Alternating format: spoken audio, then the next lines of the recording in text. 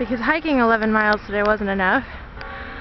After walking over probably 70 miles since Monday, it's now Saturday, I find myself at the top of Holy Castle remains.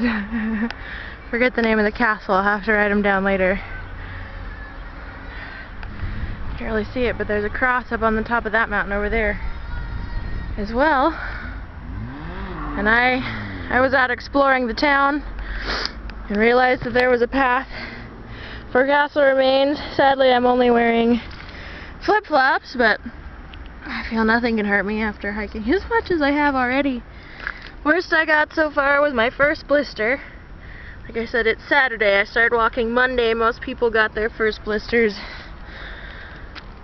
probably the first day walking. I've been nursing them ever since, but I better head back down into Estella. Gorgeous little medieval city.